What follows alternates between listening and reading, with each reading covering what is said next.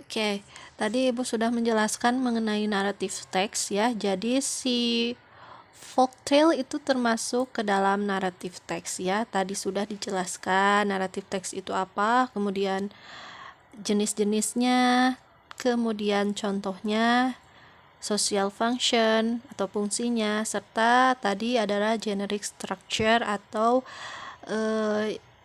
struktur dari naratif teks. Oke, so let's get started. Silakan kalian buka kembali buku paketnya halaman 132 ya. So, we are going to observing and asking questions ya. Kita masuk ke observasi dan pertanyaan ya. So, katanya di sini, we will listen to our teacher reading a folktale from West Java. The title is Sangkuriang. So, katanya kalian akan mendengarkan guru kalian membacakan cerita rakyat dari Jawa Barat. Judulnya adalah Sangkuriang, ya. So, here are what we will do. Nah, ini yang akan kita lakukan. First, pertama, we will listen carefully to our teacher reading the folktale. Pertama, kita akan mendengarkan dengan baik, dengan hati-hati guru kita yang membacakan cerita rakyat. Kemudian, during the time, selama waktu itu, you will answer some question about the story. Kalian akan menjawab beberapa pertanyaan mengenai ceritanya. Then, one of us will write the complete story on the board. Kemudian katanya satu dari kita akan menuliskan cerita komplitnya di papan tulis. Tapi karena sekarang lagi pandemi, kita belajarnya di rumah. Jadi kalian mendengarkan saja ya dan menyimak apa yang Ibu sampaikan ya. Nah, jadi Ibu akan membacakan kalian cerita Sangkuriangnya. Nanti setelah dibacakan, Ibu terjemahkan. Ya, setelah Ibu membacakan dan menerjemahkan, kalian jawab pertanyaan yang ada di halaman 133. Ya, silahkan lihat di halaman 133. Nah, ini pertanyaannya ya. There are 12 questions ya, ada 12 pertanyaan. Oke, so Ibu akan langsung membacakan ya. Let's get started.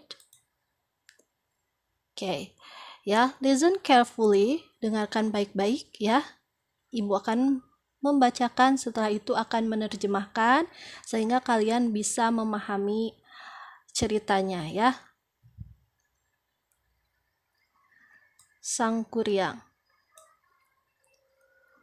Once upon a time, in West Java, Indonesia, lived a princess named Dayang Sumbi. She was beautiful and kind-hearted. Her hobby was weaving clothes. But sometimes she could be very lazy. One day, her weaving tool fell, but she was too lazy to get it herself. She shouted out, "Can anybody help me get my tool? If you are a female, I will take you as my sister. If you are a male, I will marry you." Suatu hari di Jawa Barat, Indonesia, hiduplah seorang putri bernama Dayang Sumbi. Dia cantik dan baik hati. Hobinya adalah menenun kain. Tapi kadang-kadang dia bisa sangat malas.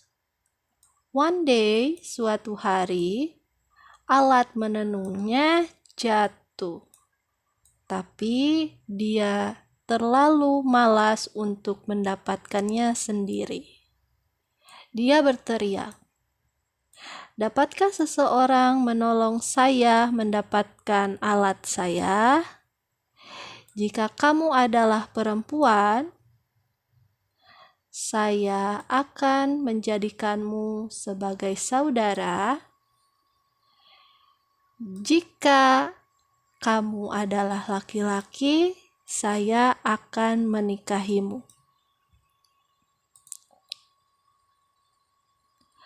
A male creature came, but it was a dog.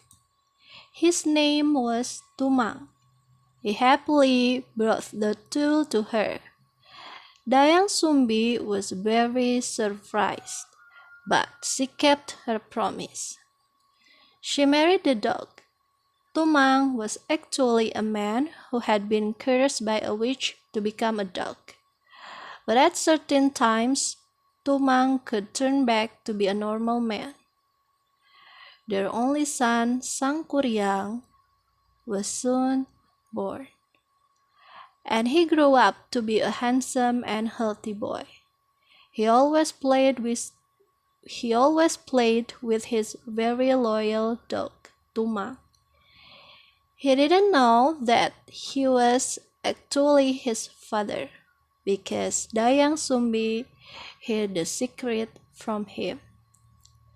Sangkuriang liked to hunt in the woods, of course with Tumang.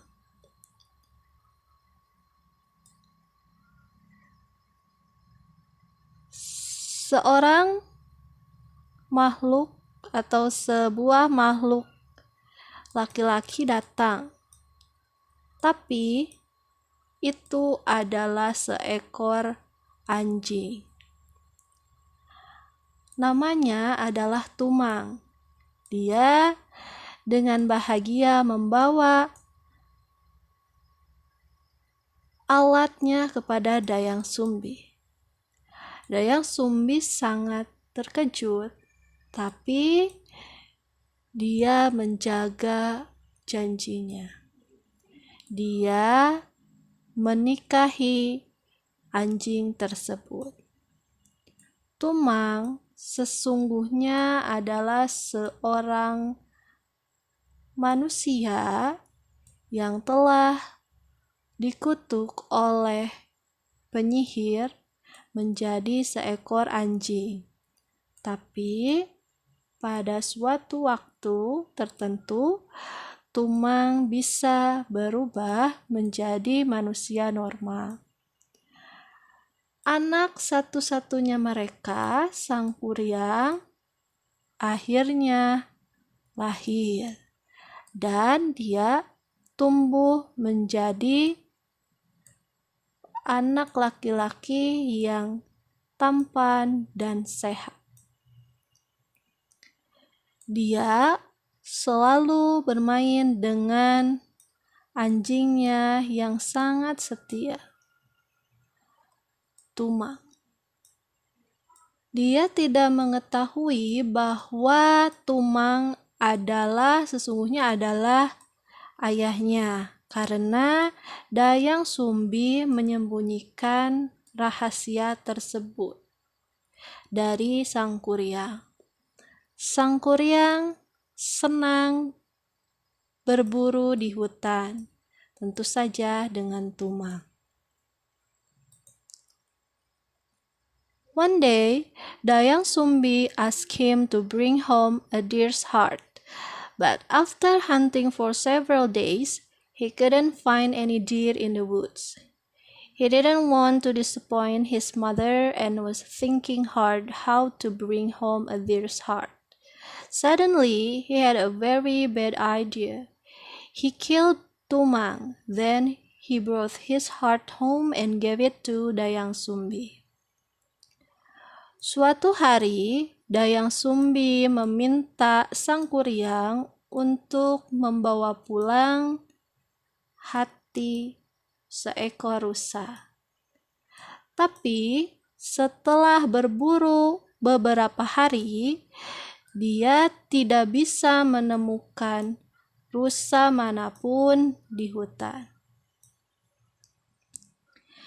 Dia tidak ingin mengecewakan ibunya, dan dia berpikir sangat keras bagaimana caranya membawa pulang hati seekor rusa.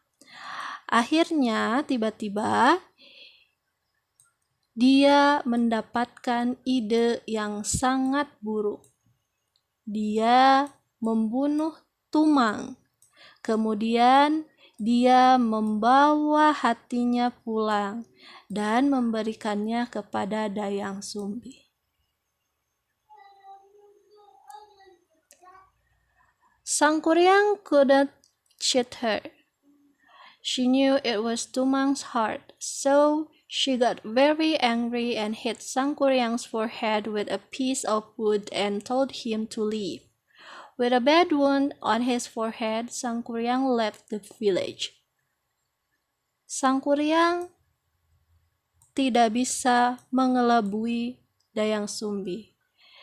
Dia tahu itu adalah hatinya Tumang. Jadi Dayang Sumbi sangat marah dan memukul kening Sangkuriang dengan sebilah kayu dan memintanya untuk pergi. Dengan luka yang sangat parah di keningnya, Sangkuriang meninggalkan desa. Many years later, Sangkuriang grew up to be a powerful man. One day, he went back to his village. He met a beautiful young woman there, and he fell in love with her at the first sight.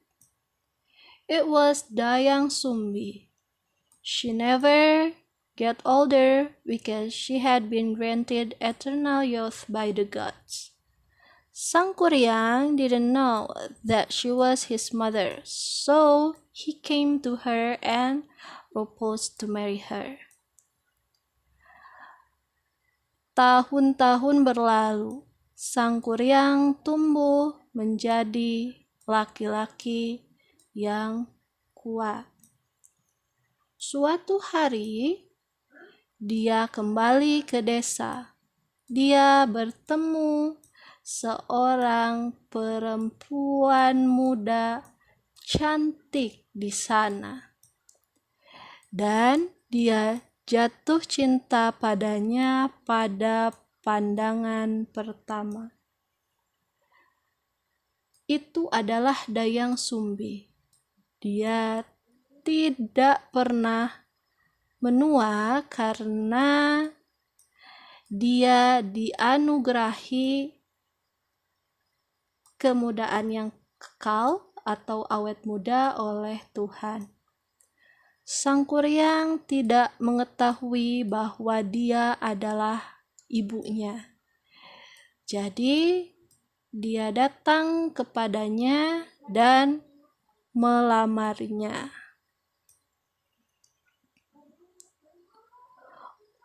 When he walked closer to her, Dayang Sumbi got very surprised. She saw the scar in Sangkuriang's forehead, and soon she knew that he was her son, who left her a long time ago. She told him the truth and tried hard to explain it to him, but he didn't believe her. She didn't want to break his heart, so she accepted his proposal but gave him an impossible thing to do. She wanted him to build a lake and a boat in just one night. Ketika dia berjalan mendekat kepadanya, Dayang Sumbi sangat terkejut. Dia melihat luka di kening Sangkuriang, dan kemudian dia mengetahui bahwa dia adalah anaknya yang meninggalkannya dahulu. Dayang Sumbi menceritakan atau memberitahukannya kebenaran dan mencoba dengan keras untuk menjelaskannya kepada Sang Kuryang, tapi Sang Kuryang tidak mempercayainya. Dayang Sumbi tidak ingin untuk menghancurkan hatinya. Jadi, dia menerima lamaran Sang Kuryang, tapi memintanya sebuah hal mustahil untuk dilakukan.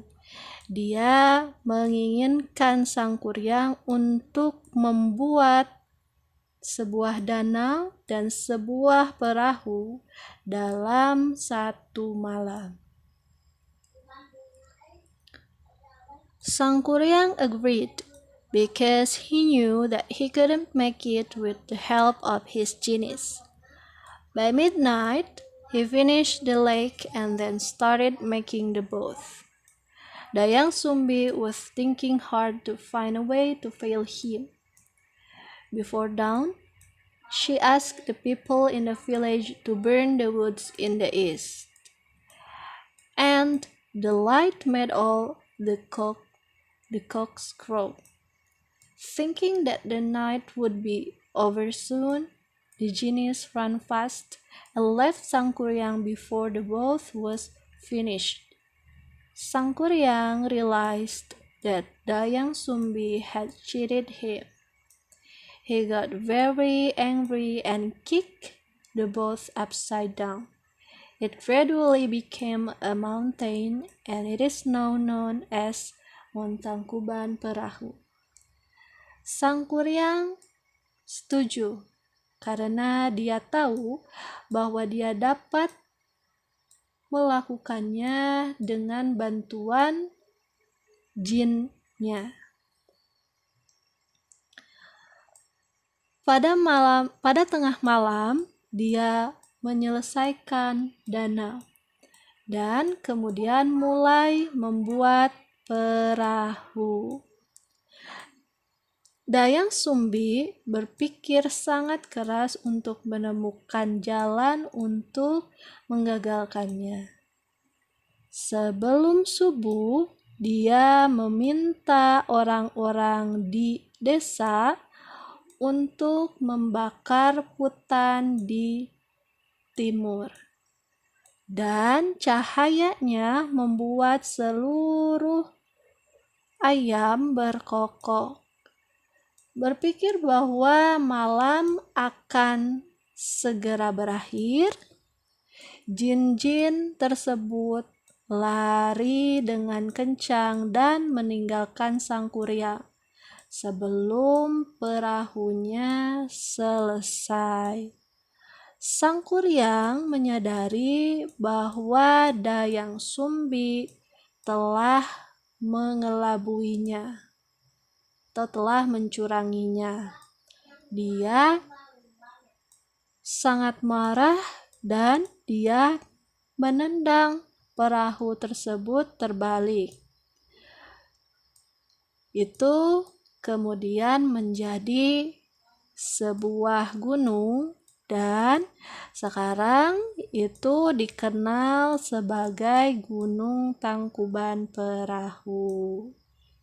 Nah, setelah kalian menyimak cerita Sang Kuryang tersebut, silahkan kalian kerjakan soalnya ya. Nah, ini ada petunjuknya ya. Ibu akan terjemahkan pertanyaannya supaya kalian lebih mudah mengerjakan soalnya. Ya, the first one, yang pertama, who was Dayang Sumbi? Describe her. Nah, pertanyaan pertama, siapa Dayang Sumbi? Describe her. Ya, deskripsikan atau gambarkan si Dayang Sumbi itu ya. Dayang Sumbi itu siapa? Terus deskripsikan gimana si Dayang Sumbi itu ya. Kelihatannya cantikkah atau gimana kah ya? Oke, the second one, yang kedua, who was Tumang? Who was Tumang? Why did Dayang Sumbi marry him? Yang kedua, siapa si Tumang? Ya, why, kenapa si Dayang Sumbi menikahi Tumang ya. Kenapa si Dayang Sumbi menikahinya? Kemudian the third, yang ketiga, was Tumang a human being or a dog ya? Apakah Tumang seorang manusia ataukah seekor anjing ya? Yang keempat, what did Sangkuriang know about Tumang? Apa sih yang Sangkuriang tahu mengenai Tumang ya? Jadi Sangkuriang taunya si Tumang itu apa ya? Oke. The fifth, yang kelima ya. One day Sangkuriang killed Tumang. Did he kill him because he was a bad son to his father? Why did he kill him? Suatu hari Sangkuriang katanya membunuh Tumang. Apakah dia membunuh si Tumang itu karena dia adalah seorang anak yang buruk untuk ayahnya ya? Ya, jadi apakah dia membunuh si Tumang karena memang dia anak yang durhaka kepada ayahnya ya? Kemudian why did he kill him? Kenapa dia membunuh si Tumang? Ya, kenapa? Alasannya kenapa si Sangkuriang itu bunuh Tumang? Nah, next one, yang keenam ya, selanjutnya. If you were Dayang Sumbi, would you tell Sangkuriang the truth or would you keep the secret from him? Explain your answer. Ya, jika kamu adalah Dayang Sumbi, apakah kamu akan memberitahu Sangkuriang kebenarannya atau kamu akan merahasiakan kebenaran itu dari Sangkuriang? Explain ya, jelaskan alasannya. Kalau kamu jadi Dayang Sumbi, apa yang akan kamu lakukan? Mengatakan kebenaran ataukah menyembunyikan kebenaran? Itu kemudian jawabannya dijelaskan ya. Yang ketujuh, what happened to Sangkuriang after he killed Tumang? Apa yang terjadi pada Sangkuriang setelah dia membunuh Tumang? Apa yang terjadi pada Sangkuriang setelah dia membunuh Tumang? Kemudian when Sangkuriang saw Dayang Sumbi, he proposed to marry her. Was he a bad son to his mother? Why did he want to marry her? Nah, ketika Sangkuriang melihat Dayang Sumbi, dia melamar Dayang Sumbi. Apakah dia seorang anak yang buruk untuk ibunya ya? Kenapa dia ingin menikahi Dayang Sumbi? So, jadi katanya ketika Sangkuriang melihat Dayang Sumbi, dia melamar Dayang Sumbi. Nah, apakah hal tersebut si Sangkuriang ini termasuk anak yang buruk kepada ibunya ya? Kemudian kenapa dia ingin menikahi Dayang Sumbi?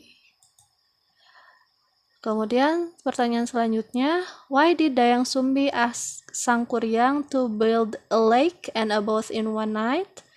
Kenapa Dayang Sumbi meminta Sangkuriang untuk membuat danau dan perahu dalam waktu semalam? Kenapa? Apa alasannya Dayang Sumbi meminta Sangkuriang untuk membuat danau dan perahu ya dalam waktu semalam? Selanjutnya, why could not Sangkuriang finish the boat?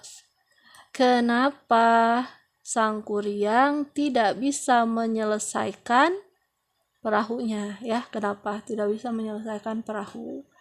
Kemudian, how did the boat get upside down?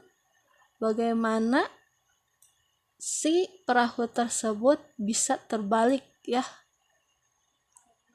Nah, the last one, pertanyaan terakhir, what have we learned from the story? Apa yang kamu pelajari dari cerita tersebut? Ini tinggal dipilih aja ya. Pilihannya bisa 1, bisa 2, tapi tidak bisa keempat-empatnya ya. Yang pertama, you must not kill your parents ya. Kamu tidak boleh membunuh orang tuamu. Yang B-nya you must not marry your mother. Kamu seharusnya tidak menikahi ibu kamu. Yang C-nya you should not hide the truth, ya.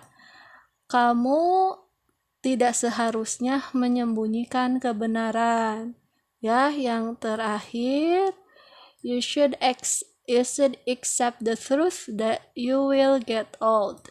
Kamu harus menerima kebenaran bahwa kamu tidak bisa menua.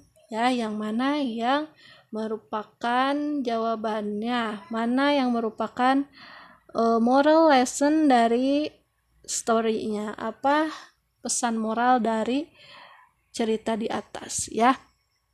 Nah, ini ke-12 pertanyaan ini, of course, tentu saja jawabannya harus dalam bahasa Inggris, ya. Jadi, jawaban dari ke-12 pertanyaan ini ada pada cerita tadi yang telah Ibu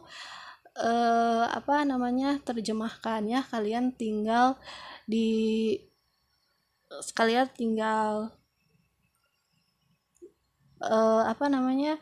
tinggal simak, ya, tadi terjemahan dari Ibu.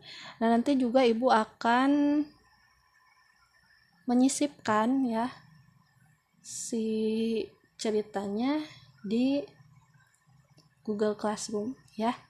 Oke, hanya itu materi yang dapat Ibu sampaikan. Semoga dapat membantu. Wassalamualaikum warahmatullahi wabarakatuh.